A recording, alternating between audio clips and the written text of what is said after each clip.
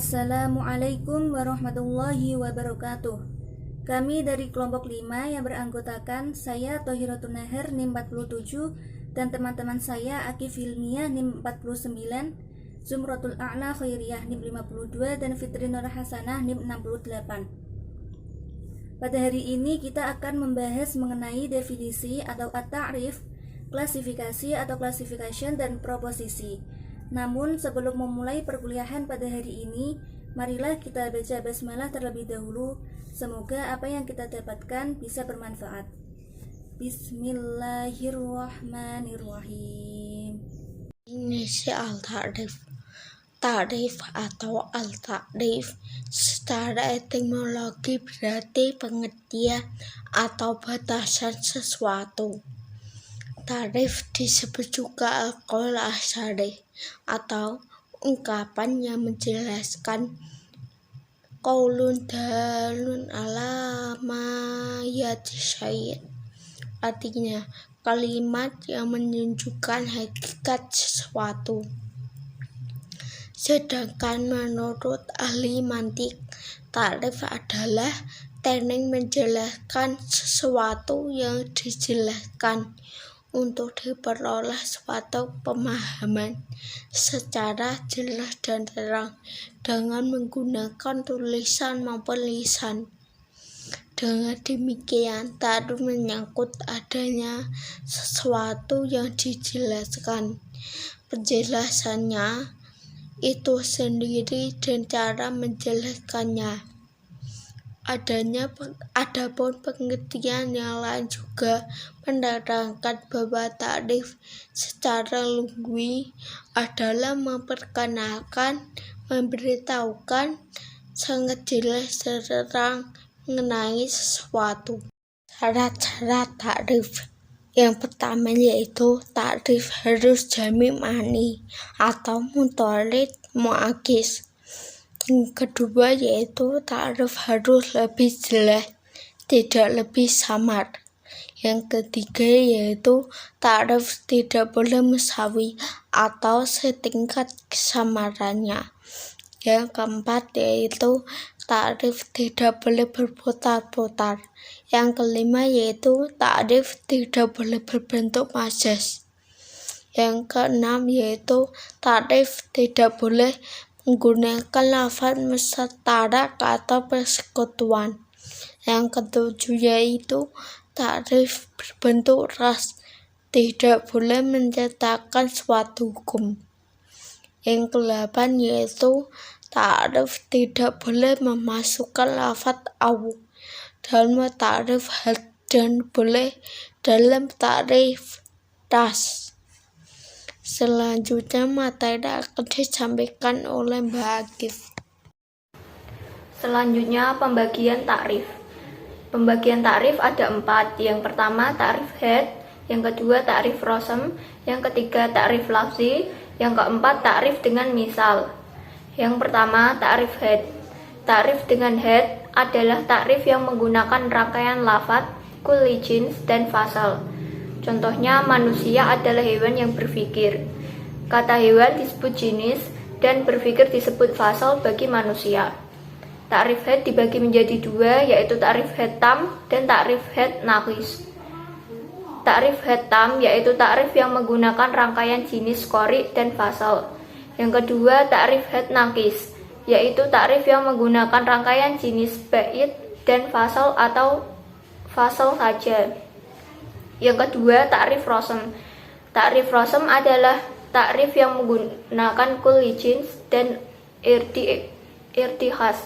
Ta'rif rosem ada 2, yaitu ta'rif rosem tam, yaitu ta'rif yang menggunakan rangkaian jenis qori dan khos. Contohnya manusia adalah hewan yang mampu belajar kitab.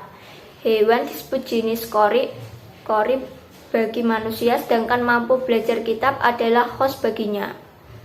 Yang kedua ta'rif rosem naqis, yaitu ta'rif yang menggunakan rangkaian jenis bait dan khos atau khos saja.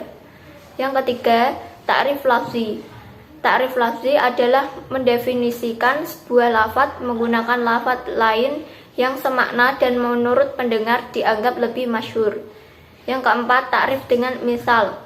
penjelasan suatu mu'arraf yang didefinisikan dengan menggunakan contohnya. Contoh subjek atau fa'il itu seperti mahasiswa. Dalam ucapan mahasiswa telah datang, mahasiswa disebut subjek atau fa'il. Selanjutnya, pengertian klasifikasi.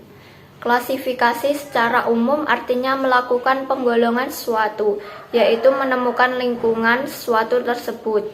Klasifikasi disebut juga karya budi manusia untuk menganalisis, membagi, menggolongkan, dan menyusun pengertian dan barang-barang menurut persamaan dan perbedaannya. Jadi, klasifikasi adalah pengelompokan barang yang sama dan memisahkan dari yang berbeda menurut spesiesnya. Baik, materi selanjutnya yaitu cara membuat klasifikasi.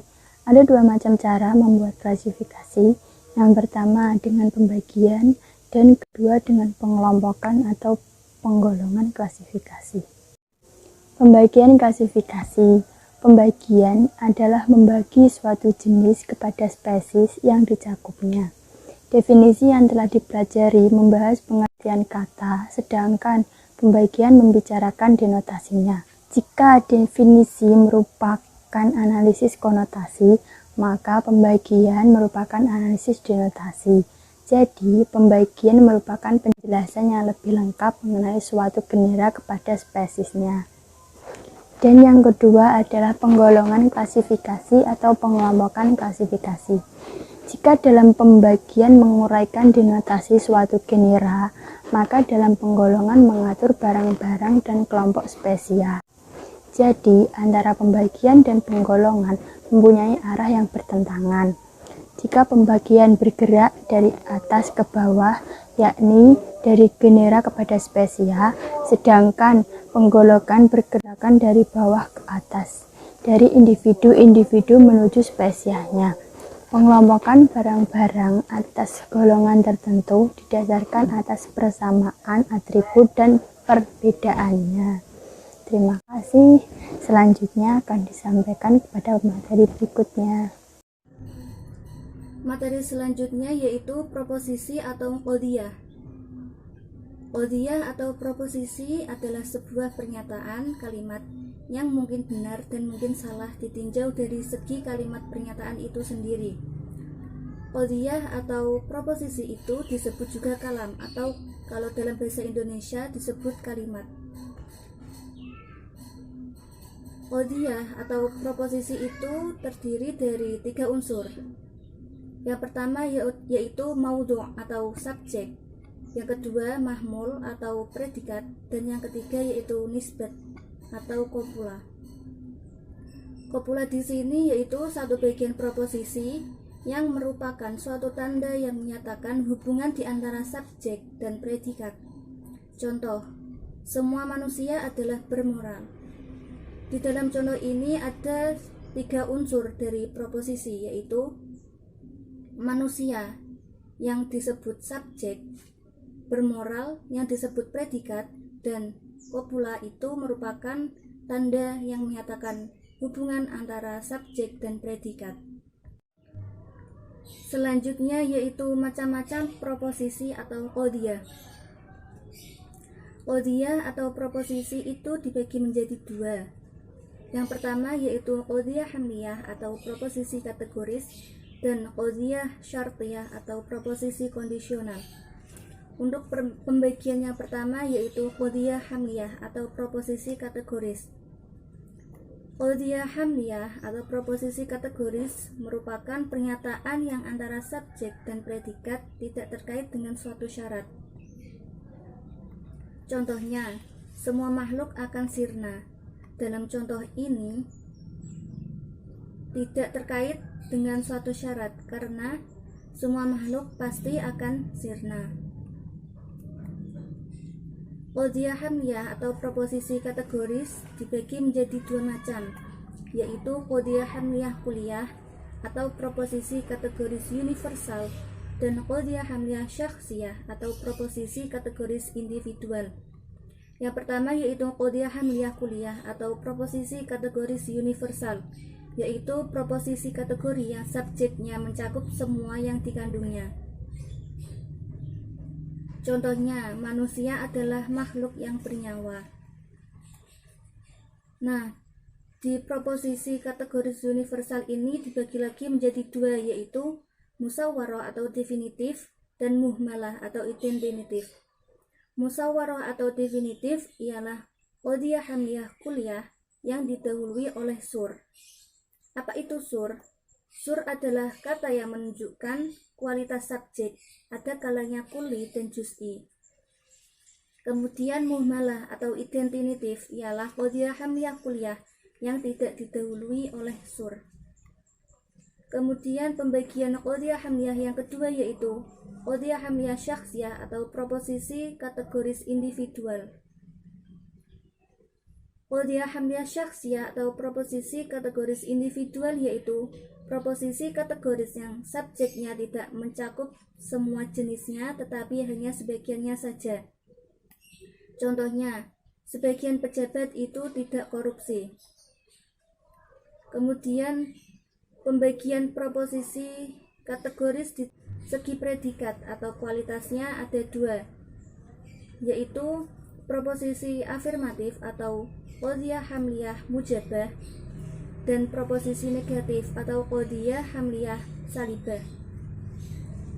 Untuk qadhiyah hamliyah mujabah atau proposisi afirmatif ialah proposisi kategoris yang kopulanya membenarkan adanya penyesuaian hubungan antara subjek dan predikat.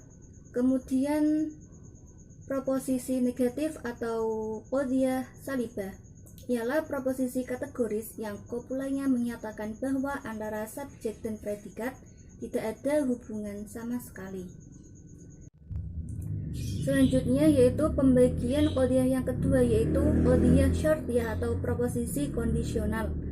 Qadhiyah syartiyah atau proposisi kondisional yaitu proposisi yang hubungan antara subjek dan predikat terkait dengan syarat.